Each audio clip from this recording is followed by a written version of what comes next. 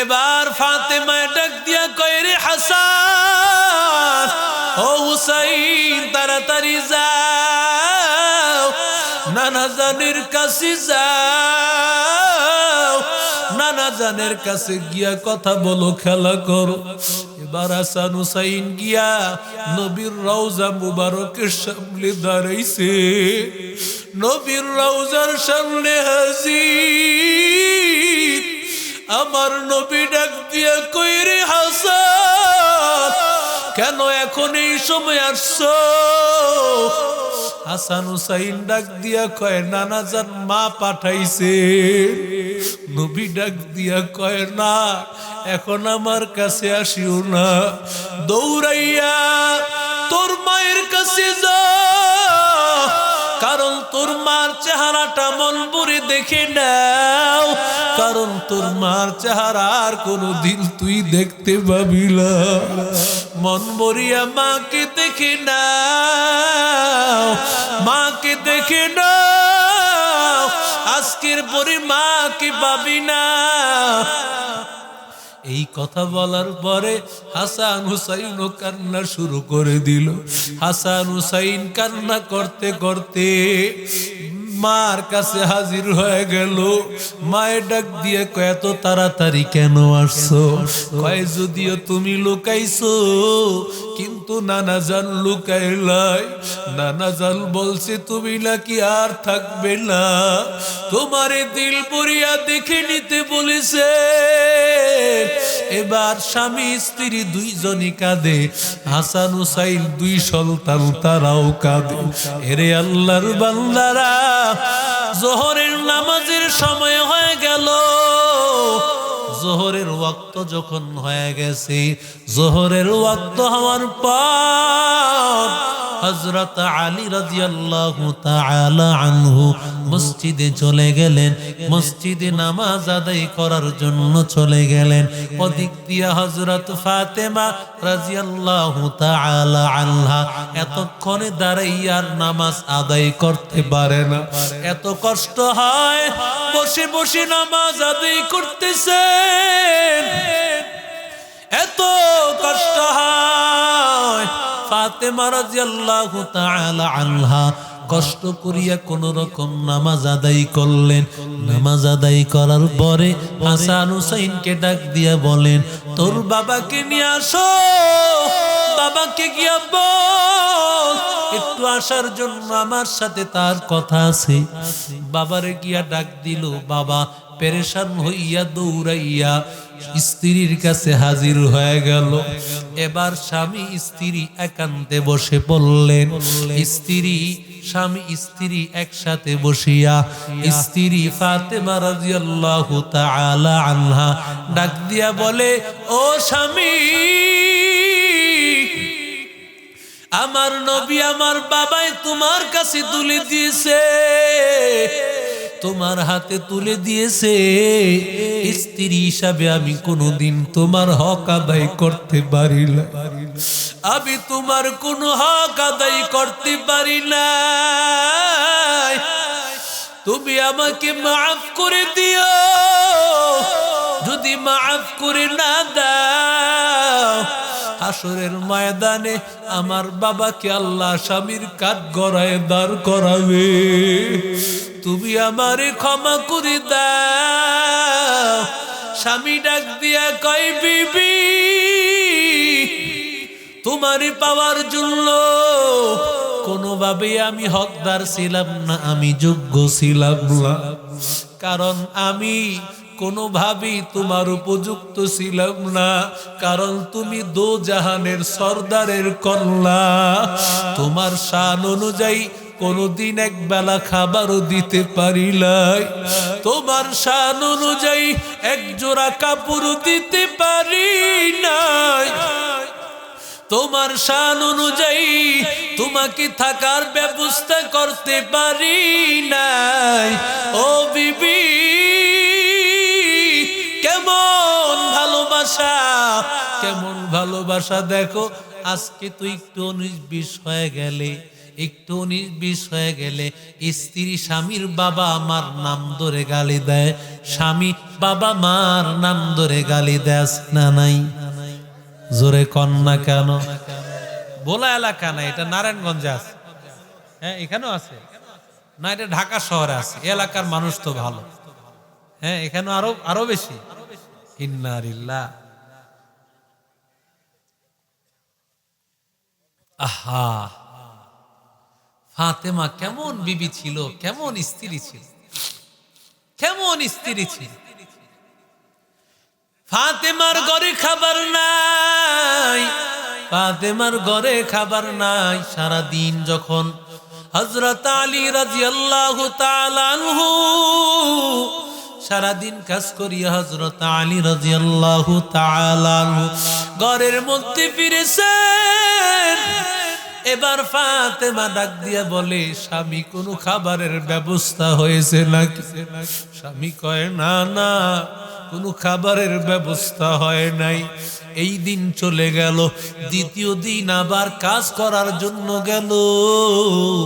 সারাদিন কাজ করে যখন সন্ধ্যা বেলায় তাকাইয়া আছে, স্বামী আমার আসবে, স্বামী আমার জন্য খাবার দাবারের ব্যবস্থা করবে। আজকেও সারাদিন খোদা না খাওয়া।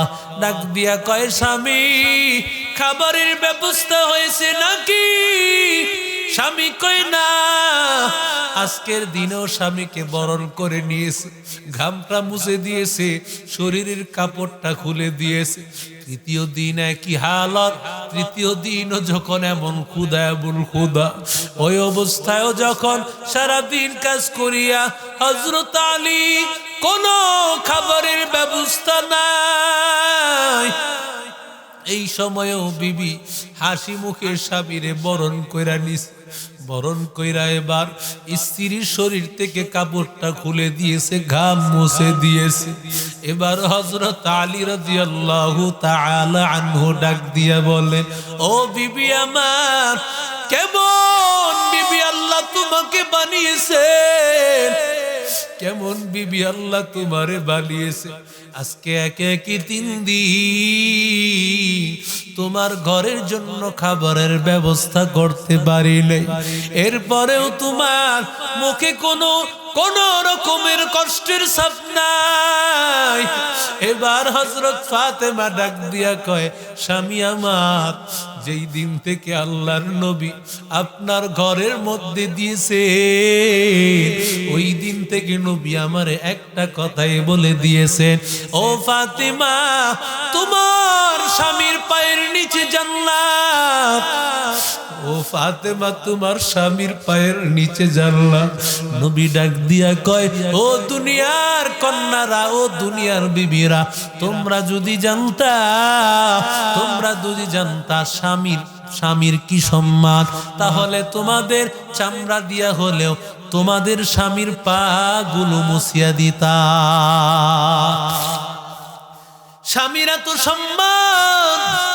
আমার নবী রাহমাতুল লিল আলামিন যখন মদিনায় গেলেন, কিছু উট আমার মায়ার নবীকে সেজদা করে।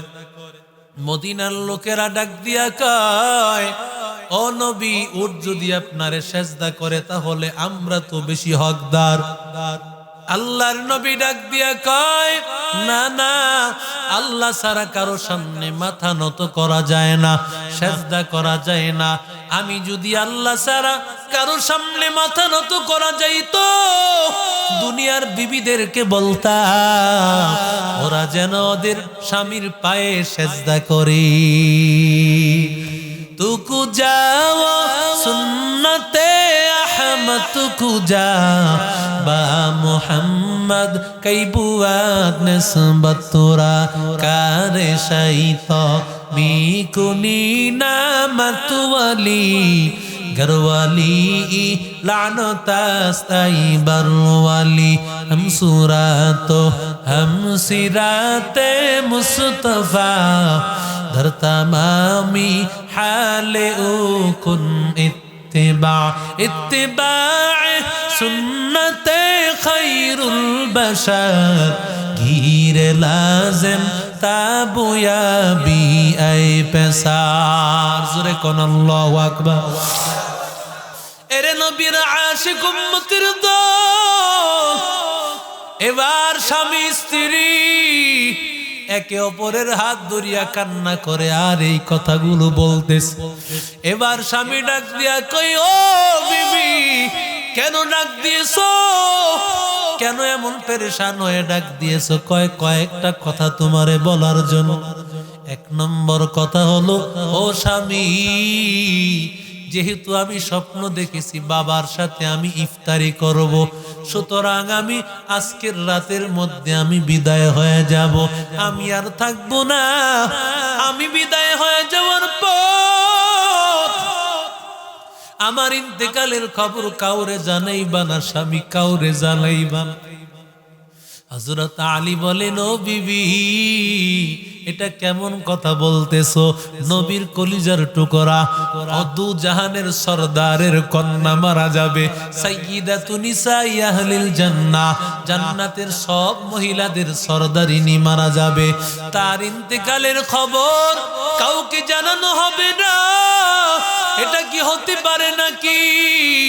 এরে নবীর আশিক উম্মতের দল কয়, না না, কাউরে জানাইবা না, আমার জানাজায় যেন কোনো বেগানা পুরুষ না আসে।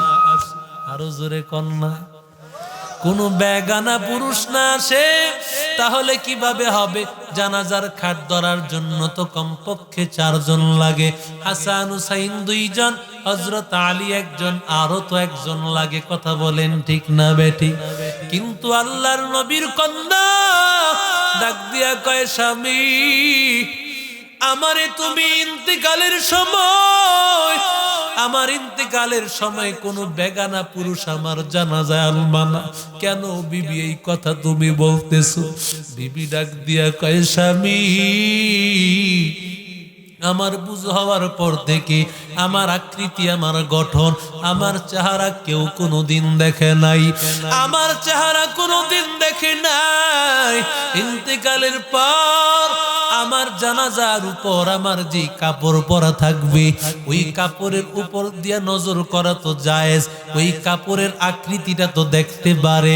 কাপড়ের আকৃতিও যদি কেউ দেখে তাহলে তো মানুষ বুঝে নিবে নবীর কন্যা ফাতেমা এতটুকু স্বাস্থ্য ছিল, এতটুকু লম্বা ছিল।